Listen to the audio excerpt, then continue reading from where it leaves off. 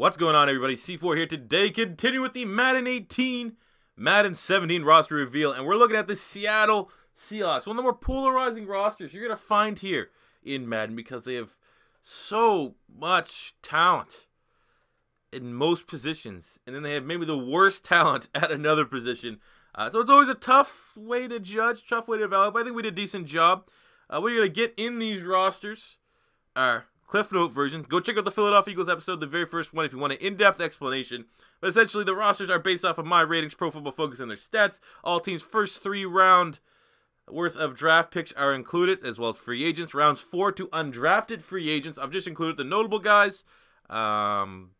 These were released at 35,000 subscribers. I love you all. Go find that video to get the download link for Xbox One. Sorry, Sony ponies. As always, if you agree or disagree with any of the ratings you see today, let me know in the comment section below, because that's why I'm still releasing these. I want to get the most accurate rosters possible. I think we only got 5 or 6 more teams left to go. So by the end of this week, by the end of this weekend, we'll be all caught up, all done, and ready to start doing some different stuff here and have the most accurate rosters out here available. Let's jump right into the roster. We gave Russell Wilson a 90 overall. Bit of a down year from him in terms of pretty much everything. I mean, wins slightly down. But given the offensive line that he had, I still felt it would be too harsh to not give him at least a 90.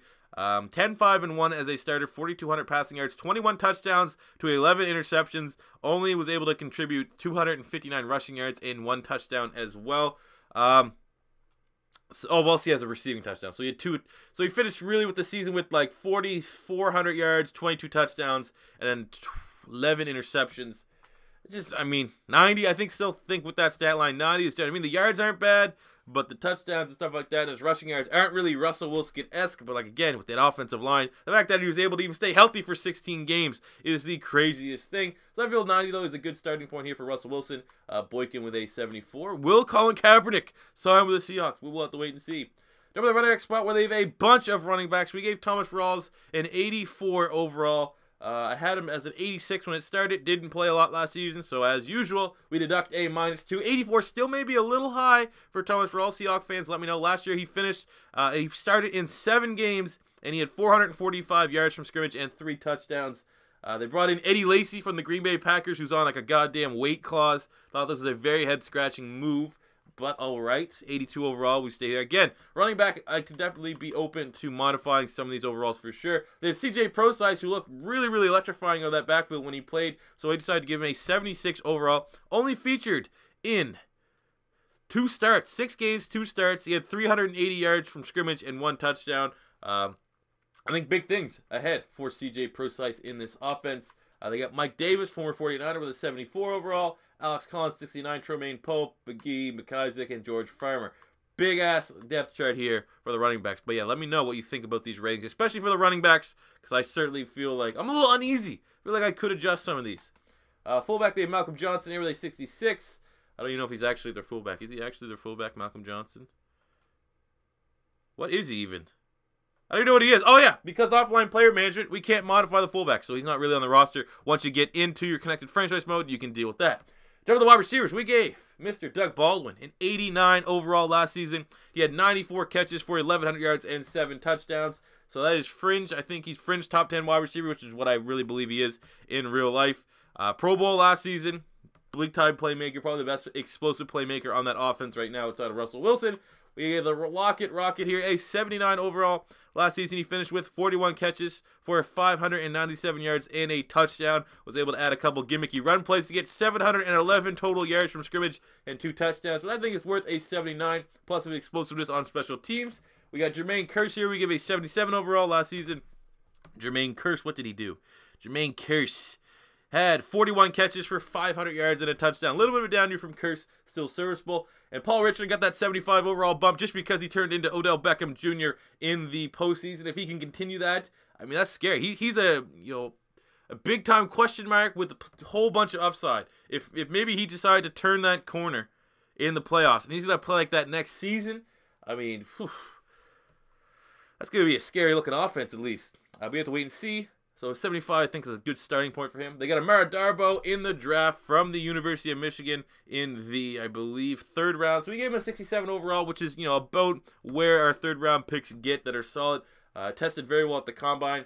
So we're rocking and rolling with that. They have McAvoy and Kaysen Williams as well. So the tight end spot, we gave Jimmy Graham a 93 overall. Last season, he finished with 65 catches for 923 yards and 6 touchdowns. As you know, any season a tight end gets close to 1,000 yards is pretty goddamn crazy. So I feel 93 is about fair for Jimmy Graham. This is as high as I'd go. I think low, he'd be between a 90 and a 93. So I guess if I need to do a little bit of tweaking there, I certainly could. They got Luke Wilson, the Canadian. We gave him a 76 overall, 70 for Nick Bennett from Ohio State, and a long snapper here, 47. Now it's time for the O-line. All right, so they brought in Luke Joeckel, who was kind of a bust, but not really a bust for the Jacksonville Jaguars. Just wasn't really living up to his first-round billing.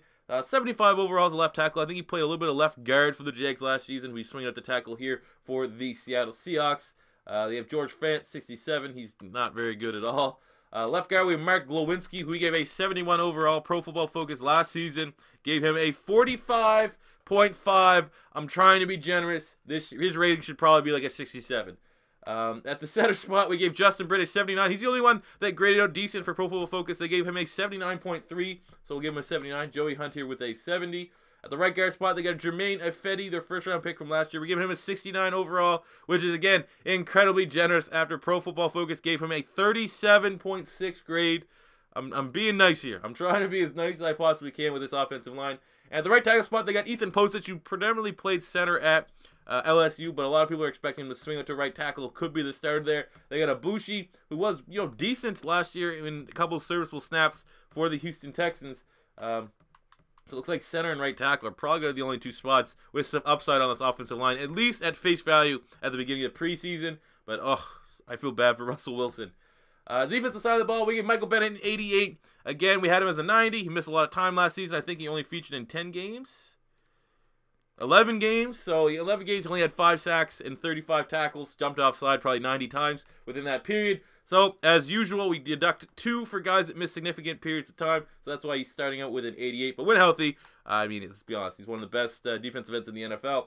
And then right defensive end, we have Cliff Averill, who we also gave an 88 overall. Last year, featured in all 16 games, had 5 forced fumbles, 11.5 sacks, and just shy of 40 tackles. He's a beast. As well as Frank Clark, who we gave an 84 overall last year, featured in 15 games, started 5. He had 2 forced fumbles, 10 sacks, and just shy of 50 total tackles. So the edge rush here is terrifying once again. Defensive tackle, we have Athaya Rubin with a 74 overall, just, guy against the run. Featured in all 16 games, had 3 forced fumbles, a sack, and just shy of 40 tackles. Maybe could be a little bit higher, but I think the future is really relying on Malik McDowell, who we gave a 73 overall, who they selected with their top pick in the second round here. 73, and Jaron Reed, who was a great value pick out of Alabama last year, 72. I think these two guys will be the future, and wouldn't be surprised to see them be the starters, but because Rubin did have a not terrible year, I figured it would make him, at least an overall standpoint, the top dog. At the left side linebacker spot, we have Cassius Marsh here, who gave a 73 overall last season, had featured in all 16 games, only started 1. He had 1 forced fumble, 3 sacks, and just shy of 20 tackles. So I figured that's 73 for a rotational edge rusher. We got middle linebacker Bobby Wagner with a 94 overall. Last season, Bobby Wagner featured in all 16 games, was a Pro Bowler. First team All-Pro. He had 1 interception, 3 pass deflections, 4.5 sacks, and like 160 total tackles, which is crazy. I think he's the second. We've done enough roster. What is he? The second linebacker in all of my rosters, which he totally deserves to be. He's a monster.